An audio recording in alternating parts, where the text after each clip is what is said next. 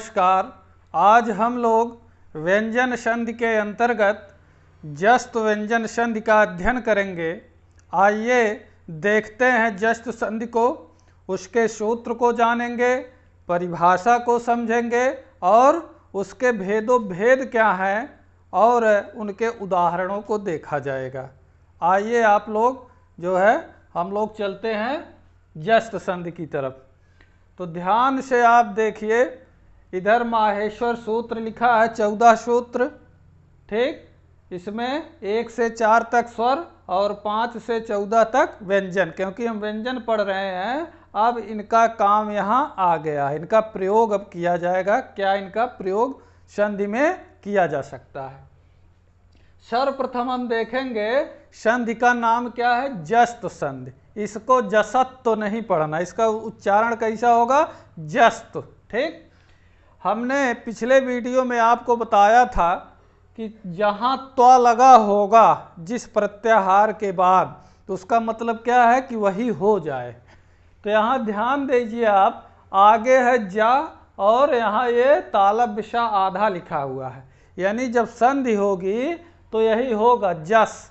ये प्रत्याहार है, जस प्रत्याहार ऐसे है ये, ठीक है। ये लिखा गया है जस, ठीक, यानी संधि होने के बाद यही हो जाए।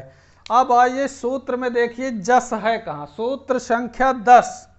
ये देखिए 10 नंबर पे यहाँ से लिए जा और इधर से लिए तालब विषा, तो ये बन गया जस प्रत्याहार। यहाँ ध्यान देना है आपको, यानी संधि होने के बाद या तो जा होगा या बा या गा होगा या तो डा या तो दा।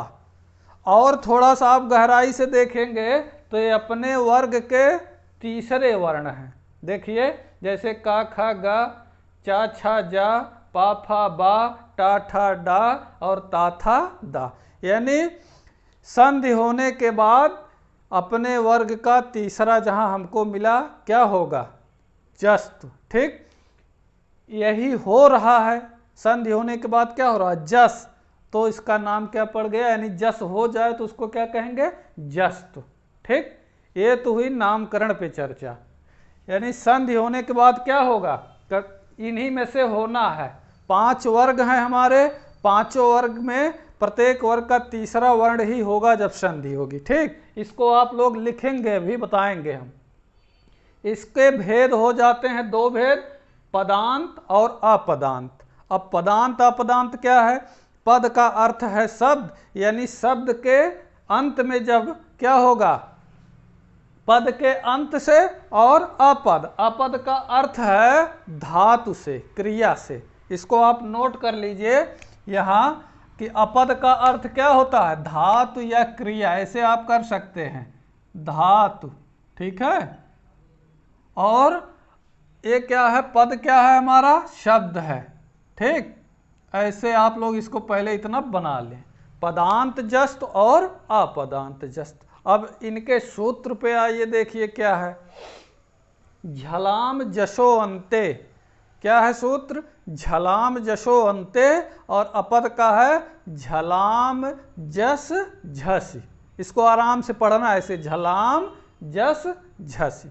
अब आइए हम सूत्र को, आपको सूत्र दिखाते हैं कि इसका काम क्या है यहाँ सूत्र का, और इससे क्या निकल के आएगा, ठीक। तो पहले हम पदांत जस्त पे देखते हैं ये है क्या। तो ध्यान आप दें थोड़ा सा, यहाँ देखिए लिखा है झलाम, यानी ये झा और ला केवल था, ठीक है। क्या था, झा और ला। ये क्या है हमारा, प्रत्याहार है एक, ये झल प्रत्याहार है, ये ऐसे है, ठीक। और ये क्या है, जस प्रत्याहार है, ठीक। अब इसमें सूत्र में देखिए झल कहाँ है, सूत्र संख्या 8 से देखिए, यहाँ मिला झ और लास्ट में मिला 14वें में क्या, ला, यानी झ भ य घ ढ धस, ज ब ग ड दस, खप छठत चटतौ, कप सख सर और हल, ठीक।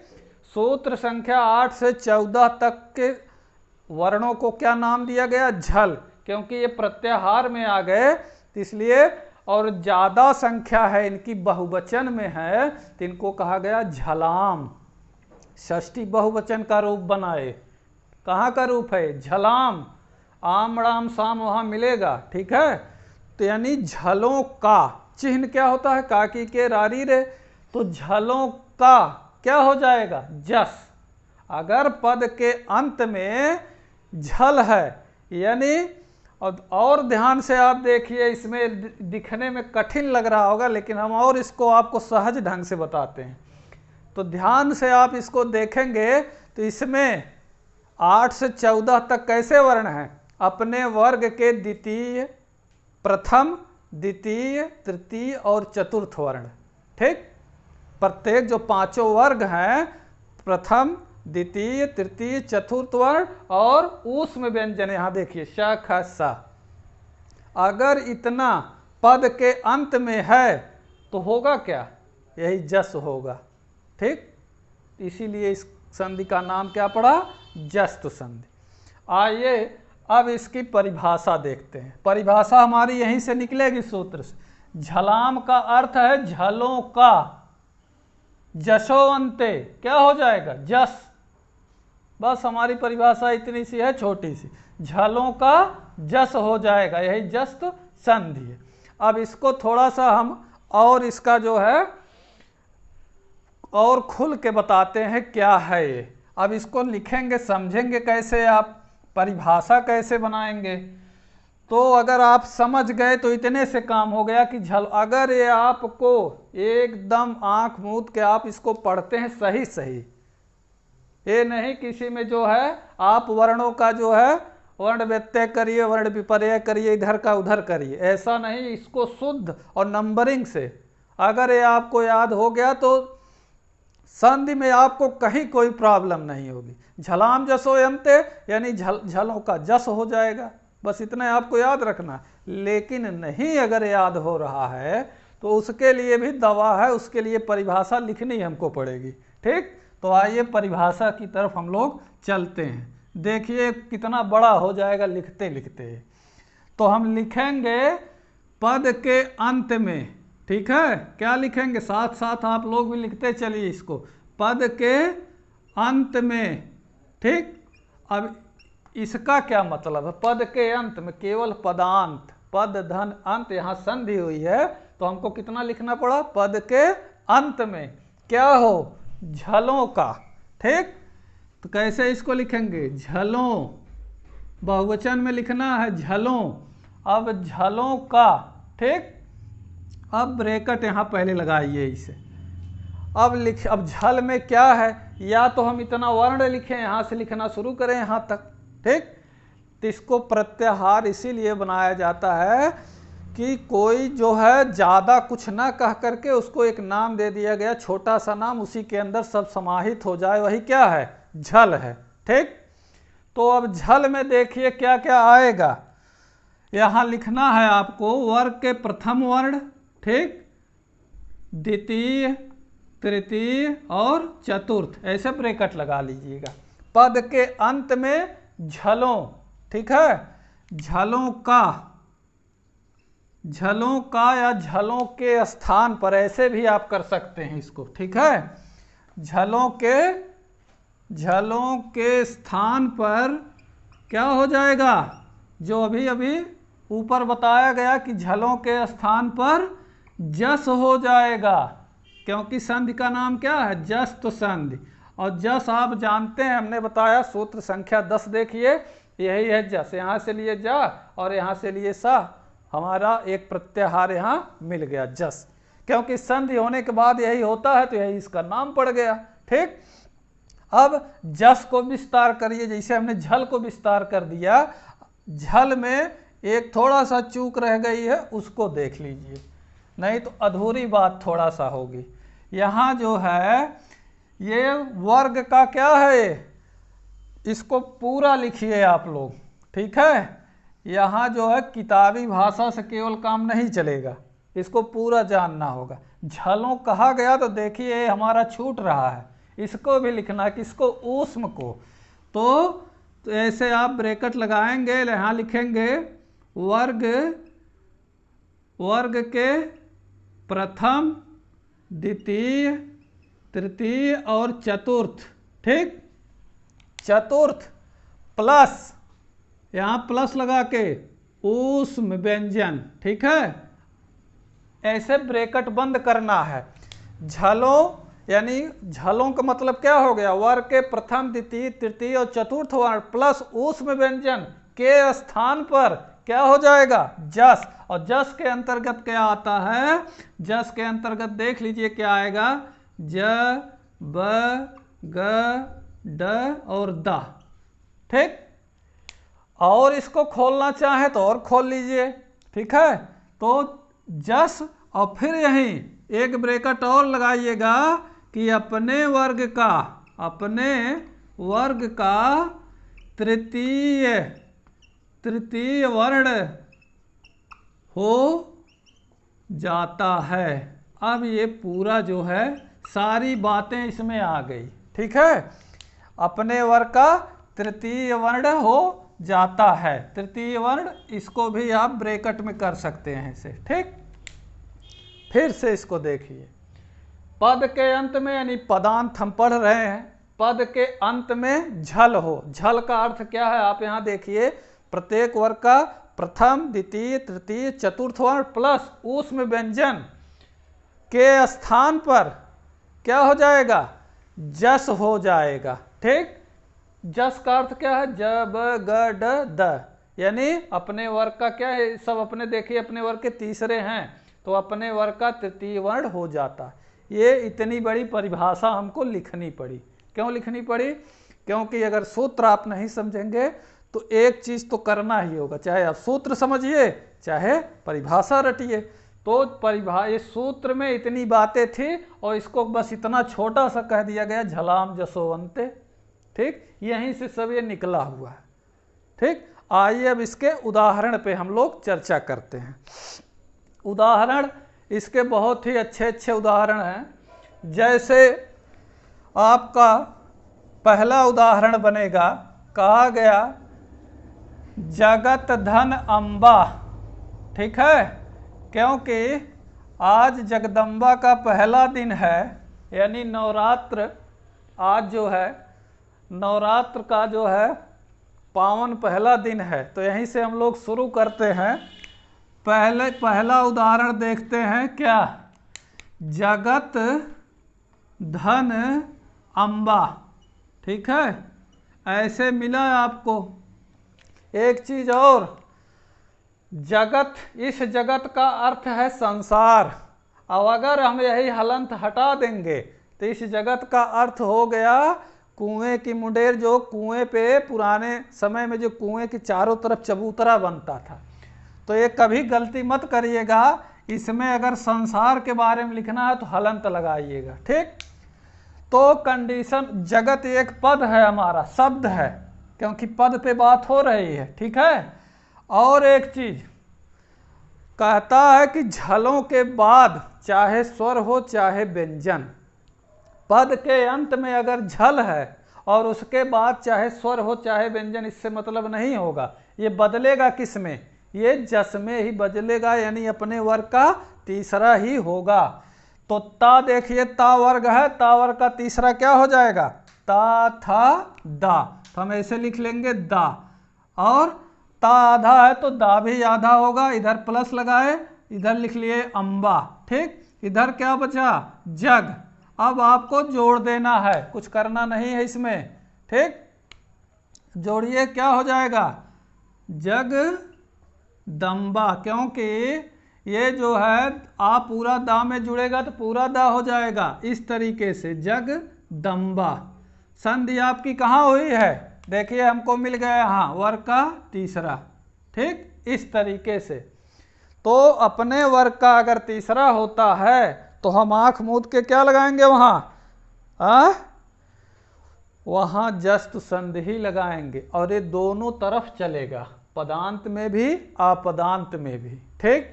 ऐसा नहीं है कि इसका जो है बदल जाएगा हिसाब किताब, वहाँ भी अपने वर्ग का तीसरा ही होगा। अगला उदाहरण देखिए, दूसरा लिखा गया दिक प्लस अंबर। दिक का अर्थ होता है दिशा से, ठीक है, ये भी शब्द है, पद है। दिक धन अंबर, इस तरीके से क्या हो जाएगा, का की जगह गा, अपने वर्ग का तीसरा, ठीक है। और यहाँ ऊपर ऐसे आप लिख भी सकते हैं ब्रैकेट में जस्त संधि के कि अपने वर्ग का तीसरा वर्ण हो जाता है। ऐसे आप जहाँ संधि ऊपर लिखेंगे इसको ऐसे लिख भी सकते हैं, ये आपका बहुत काम करेगा कि इस संधि में अपने वर्ग का तीसरा हो जाता है, यहीं ऊपर ही लिख लीजिएगा, ठीक। तो अब इधर आइए उदाहरण पे, अब जो बचा उसको लिख लीजिए। इधर क्या बचा है, अंबर, ठीक, और इधर क्या है, क्योंकि का की जगह गा ने ले लिया है, इधर बचा केवल दी। अब गा में आ जोड़ दीजिए, अच हीनम व्यंजनम प्रेण संयोजते से। अब हमारा संधि जो है यहाँ बनने लायक हो गया है, पूरा गा हो गया, दिगंबर।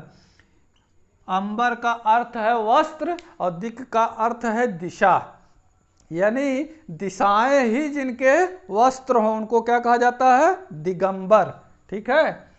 आगे उदाहरण आप लोग देखते जाइए इसके अच्छे अच्छे उदाहरण, और हो सके तो इसको स्क्रीनशॉट और नोट जैसे भी आपको सुटेबल हो करते जाइए साथ साथ में, क्योंकि हम इसको हटाते रहेंगे, बताते रहेंगे, ठीक है। अगला उदाहरण जो है, चौथा उदाहरण लिखा गया वाक धन ईस, ठीक है, वाक धन ईस।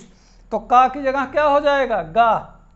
ये पद है, वाक का अर्थ है वाणी, ठीक, ये पद है, हमारा एक शब्द है, क्योंकि हम पद की बात अभी कर रहे हैं, ठीक।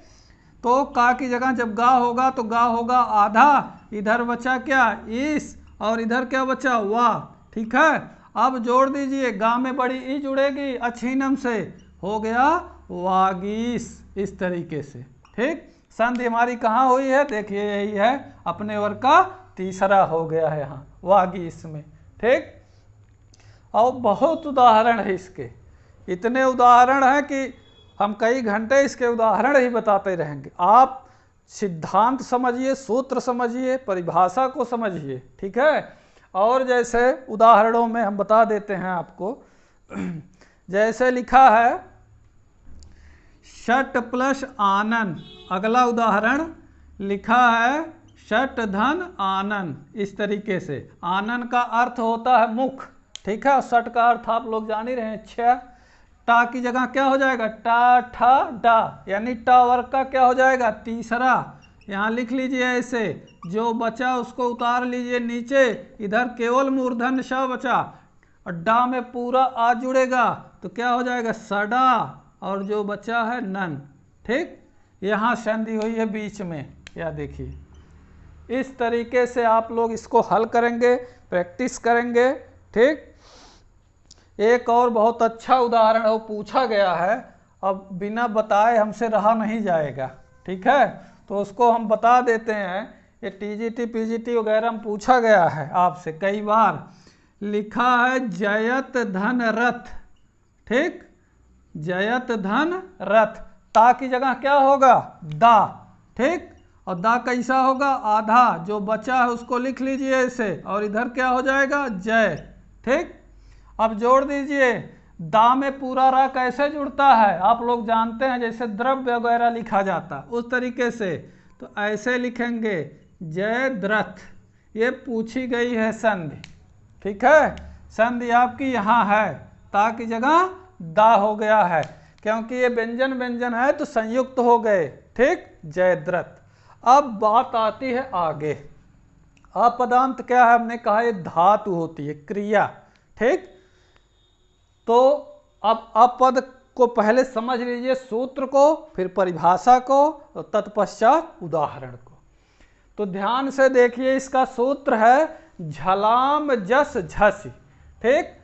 तो यानी झलों का, या जो अपद होगा, यानी क्रिया के अंत में, धातु के अंत में अगर झल हैं तो उनका क्या हो जाएगा, जस। लेकिन एक कंडीशन यहाँ दे दिया गया कि झलों के बाद अगर झस प्रत्याहार का वर्ण होगा तब, ठीक। अब इसको हम बताते हैं आपको क्या है पूरा ये। आप अगर इसको लिखना चाहें, जो हमारे भाई बंद इसको समझ रहे हैं, अगर इसको साथ साथ लिखना चाहें तो ऐसे लिखेंगे कि झलों का जस हो जाएगा बाद में झस प्रत्याहार का वर्ण होने पर। ये पूरा कंप्लीट परिभाषा है, यही कहता है। ठीक, ये ऐसे है, देखिए झस प्रत्याहार है, और झस प्रत्याहार ध्यान से आप देखेंगे तो 8 से 10। ठीक, ये गलती नहीं करना है, हम मूर्धन्य श 9 में है, 10वें में तालव्य श है। ठीक, तो झस में अब ध्यान दीजिए, झस में क्या आएगा, देखिए यहाँ से अपने वर्ग के तीसरे और चौथे वर्ण केवल इसमें है। देखिए ध्यान से, जब गट 10 तीसरे और झ भ घ ढ ध ये सब अपने वर्ग के चौथे, यानी तीसरे और चौथे किसके अंतर्गत आ गए, झस के अंतर्गत। तो इसको ऐसे साथ में आप लिख भी सकते हैं। ठीक है, इसका मतलब हो गया अपने वर्ग के तीसरे और चौथे। जस को हमने अभी अभी बताया, जस के अंतर्गत क्या आता है, वही आएगा ज ब ग ड और द, ये जस के अंतर्गत हैं। और जस कहाँ है, यहाँ झल के अंतर्गत। झल के अंतर्गत सूत्र संख्या 8 से कहाँ तक जाएगा, 8 ऋण 14, ऐसे लिख सकते हैं। ठीक, और प्रथम द्वितीय तृतीय चतुर्थ का अर्थ यहाँ है वर्ग के पहले दूसरे तीसरे चौथे वर्ण से। ठीक, प्लस आप फिर वही बात करेंगे, प्लस प्लस में क्या, वही ऊष्म व्यंजन। ठीक है, ऐसे इतना बड़ा ये है कहानी जो है। अगर हमको इसको तोड़ तोड़ के निकालना है एक एक चीज, तो झल का अर्थ चाहे आप कहें ऐसे कि वर्ग के अपने प्रथम द्वितीय तृतीय चतुर्थ वर्ण प्लस ऊष्म व्यंजन, चाहे आप कहें जो है सूत्र संख्या 8 से 14, अगर आपको याद है फटाफट आप उंगली पे ऐसे गिन लिए जब याद होगा तो, चाहे एग्जाम में चाहे जहां। ठीक, किसी को बताना हो तब भी। और झस के अंतर्गत हमने बताया वो केवल वर्ग के तीसरे और चौथे वर्ण आएंगे। ठीक, तो झलाम जस झस, झलों के स्थान पर जस हो जाएगा बाद में झस प्रत्यय, यानी बाद में वर्ग के तीसरे और चौथे वर्ण होने पर। हमने आपसे कहा किसी भी प्रत्याहार के ऊपर अगर छोटी ई की मात्रा लगी है तो उसका अर्थ क्या होगा कि उस प्रत्याहार का वर्ण बाद में होने पर। ठीक, अब आइए परिभाषा की बात करते हैं इसकी। इसको आप लोग ऐसे बना भी सकते हैं। ठीक, परिभाषा इसकी कैसे निकालेंगे, सब चीज हम लोग जान चुके हैं सूत्र से, बस केवल इसको लिपिबद्ध करना है। अब जो है लिखना है उसको आप चाहे जिस भाषा में, अपनी भाषा में या हमारी भाषा में, जैसे आपको उचित लगे। अब अपद की बात हो रही है, दूसरी संधि जो इसका जो दूसरा भेद है, तो यहाँ लिख लेंगे अपद, अपदांत। ठीक, अपदांत जस्त, ये ताकि कंफ्यूज न हो बीच में कि कौन पदांत का है कौन अपदांत का। तो अपदांत वाला हम नहीं लिखे थे, पदांत वाला अब अपदांत लिख रहे हैं। तो एक चीज तो कम से कम क्लियर ही हो कि ये अपदांत का, आप लोग उसमें जो पहले पढ़ाया गया लिख लीजिएगा। अब आइए परिभाषा इसकी हम लिखने शुरू करते हैं। तो लिखा जाएगा अपद, ऐसे लिखेंगे आप लोग, अपद यानी ब्रैकेट में क्या लिखेंगे, क्रिया, क्रिया बटे धातु। ठीक, इसका इतना मतलब हुआ अपद का। ठीक, अगर आप नहीं जानेंगे तो ऐसे लिखना होगा इसको पूरा आप, ताकि समझ पाएं। अपद के अंत में, ठीक, अंत में विद्यमान क्या होगा, विद्यमान झलों का, विद्यमान झलों। अब झलों वही बात आई सूत्र, अब हम सूत्र लिखेंगे 8 से 14।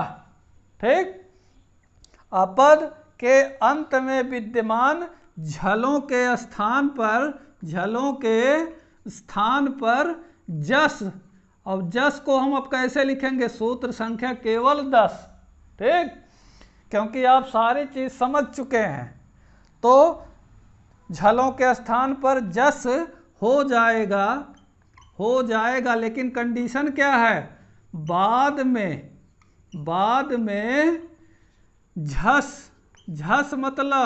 झस का मतलब सूत्र संख्या 8 से 10, देखिए यहाँ 8 से 10, ठीक, जस होने पर।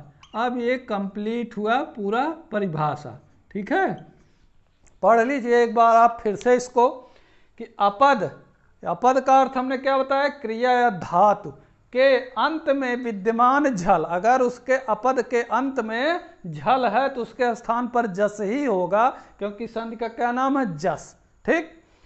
हो जाएगा बाद में झस होने पर। और एक चीज यहाँ ब्रैकेट में आप और लिख सकते हैं, वर्ग के क्या, तीसरे और चौथे वर्ण, ठीक है। क्या लिखेंगे, ऐसे लिख लेंगे इसको आप, तीसरे और चौथे। अब ये चीज और क्लियर हो गई, ठीक। तो झस के अंतर्गत कौन आया, वर्ग के तीसरे और चौथे, या हम अगर सूत्र से समझना चाहें तो 8 ऋण 10 यानी 8 से 10 तक, ठीक, ये भी कर सकते हैं हम यहाँ। अब ये पूरा हम सूत्र को समझ चुके, परिभाषा को समझ चुके। इतना जोर हम चाह रहे हैं कि आपको ये संधि पूरी तरीके समझ में, बहुत इंपॉर्टेंट संधि है और बहुत बार पूछी गई है, चाहे वो एक दिवसीय परीक्षा हो चाहे और कोई बड़ी परीक्षा हो, ठीक। तो इसका सूत्र ही पूछ लेता है कि इसके कितने भेद हैं या कौन किसका सूत्र है, ठीक। तो देखिए बड़ा वाले को बड़े से, अपदांत जस्त लिखने में बड़ा है तो बड़ा सूत्र झलाम जस झसी, ठीक। और पदांत जस्त लिखने में छोटा है तो इसका सूत्र भी छोटा है, क्या है, झलाम जसो अंते। यही नहीं समझ में आता परीक्षा हाल में कि कौन किसका सूत्र है, तो ये ध्यान आपको देना है। सूत्र पे बात हुई, परिभाषा पे बात हुई, अब बचती है बात उदाहरण पर, ठीक। आइए इसके उदाहरण देखते हैं, और बहुत अच्छे अच्छे उदाहरण हैं, ठीक। तो आप लोग इसको नोट करिए, समझते चलिए। उदाहरण आप लोग लिखेंगे अब, जैसे लिखा गया लभ धन धा, ठीक है। लभ हमारी धातु है, क्रिया है, ठीक। लभ धातु है, बुध धातु है, शुद्ध धातु है, सब धातुएं हैं, क्रियाएं हैं, ठीक। अगर इस तरीके से मिलेगा और उसमें अपने वर्ग का तृतीय वर्ण होता है तो आप लोग बेझिझक वहां क्या लगाएंगे, अपदांत जस्त, ठीक है। तो पहला उदाहरण लिखा गया, यहां जो है ऐसे लिखा गया, शुद्ध है, शुद्ध भी धातु है, शुद्ध करने के लिए, ठीक है, शुद्ध धन धी, ठीक, इस तरीके से। अब ये हमारा जो शुद्ध है ये शब्द नहीं है, यानी पद नहीं है, अभी यहाँ ध्यान देने वाली बात, ये अपद है, यानी धातु है, जो पद ना हो, ना अपद इत, ना पद इत अपद, ठीक। तो ये हमारी धातु है, क्रिया है, ठीक है। तो इसके अंत में हमको क्या मिला, झल मिला। देखिए झल है, झल धा है कहीं झल में, यहाँ आप ध्यान से देखिए तो धा मिलेगा 9वें में, ठीक। तो जैसे मिला है, और इसके बाद हमको क्या मिल गया, धी, ये भी किसके अंतर्गत आता है, सूत्र संख्या 8 से 10 झस के अंतर्गत। देखिए झस के अंतर्गत मिला था, यहाँ कंडीशन हमारी बन गई। क्या कर लेना है, अब धा को ता था दा धा, ठीक, ता वर्ग का है तो धा की जगह ता वर्ग का तीसरा वर्ण हो जाएगा, और तीसरा वर्ण आप लोग जानते हैं दा होता है, जो बचा उसको हम बहुत प्रेम से नीचे ऐसे लिख लेंगे, ठीक। और इसको अब जोड़ दीजिए। आपको जोड़ने में थोड़ा सा परेशानी हो सकती है, तो आप जानते हैं ए जुड़ सकते हैं दोनों। कैसे जुड़ेंगे, ऐसे, यहाँ पहले मात्रा के लिए और आधा दा और पूरा धा, शुद्धि। अगर आपसे पूछा गया शुद्धि में कौन संधि है तो आपको पूरा बताना है, अपदांत जस्त, जस्त तो नहीं, अपदांत जस्त, ठीक। क्योंकि यहाँ से जब आप पढ़ेंगे तो यहाँ आधी अधूरी बात नहीं बताई जाएगी, आपको जितनी आवश्यकता है उतनी बात यहाँ होगी, चाहे वो टाइम जितना भी लग जाए। ठीक, तो इसको ध्यान देना है। यहाँ ये छोटी ई की मात्रा धा पे लगी है क्योंकि धा पूरा है, यहाँ दा आधा है। ठीक, शुद्ध। अब इसी तरीके से दूसरा उदाहरण, बुध, बुध धन धी। ठीक है, ये बहुत जरूरी है। क्या है? बुध का अर्थ है जानकारी, ये भी धातु है, क्रिया है। ठीक है, और धी का अर्थ है धारण करना। दोनों चीज आप समझते रहिए। तो धा की जगह क्या हो जाएगा? दा, और दा कैसा होगा? आधा। जो बचा उसको लिख लीजिए। ठीक, अब जोड़ दीजिए। कैसे जोड़ेंगे इसको? बुद्धि से। तो बुद्धि से कैसे जोड़ेंगे इसको? दा ऐसे लिख के धा पूरा करिएगा और ऐसे कर लीजिएगा, बुद्धि। ठीक, तीसरा उदाहरण, लभ धातु है प्राप्त करने के लिए। लभ है, लभ ऐसे लिखेंगे, लभ धन धा। ठीक, अब पा वर्ग का है, देखिए पा फा बा भा मिला, भा पा वर्ग में है, तो पा वर्ग का तीसरा क्या होगा? पा फा बा। और बा कैसा होगा? आधा, क्योंकि ऊपर वाला भी आधा है। जो बचा उसको यहाँ उतार लेंगे और इधर ऐसे लिख लेंगे। आप लोग जानते हैं आधा बा कैसे लिखा जाता है। ठीक, लब्ध। ये इस तरीके से संधि चलेगी। ठीक, तो इसको पढ़िए, प्रैक्टिस करिए अच्छे से। और एक चीज और जाते जाते, पिछली कक्षा में हम जब पढ़ा रहे थे स्तुत और स्तुत संधि। ठीक, थोड़ा सा वहाँ हमसे जो है चूक हुई है, उसके लिए सर्वप्रथम तो मैं माफ़ी आप लोगों से चाहूँगा। ठीक, और वहाँ जो हमारे मित्रगण हैं जो बहुत ध्यान से वीडियो को देखे, वो हमको बताए कि सर जी यहाँ थोड़ा सा चूक हुई है। हमने इसको स्वीकार किया और उसको देख लीजिए कहाँ चूक हुई थी। हम जब पढ़ा रहे थे क्या? स्तुत संधि। ठीक है, स्तुत जब हम बता रहे थे तो उसमें एक उदाहरण था। ठीक, पेश ऐसे लिखा था, पेश धन ता। ठीक है, क्योंकि ता की जगह क्या होता है? टा वर्ग में बदलता है, क्योंकि संधि का नाम यही था, हमने बताया था। तो इसको सुधार करिएगा, यहाँ टा आएगा, हमने लिख दिया था ठा। ठीक, झटके में। तो इसको आप लोग सुधार करिएगा, यहाँ पूरा टा आएगा और ऐसे रहेगा ये। ठीक, पेश। अब जोड़ दीजिए, क्या हो गया? पेश, पेष्टा। ठीक, तो ये आप सुधार करिएगा उसमें। ये चूक हो गई थी हमसे, थोड़ा सा इधर उधर हुआ।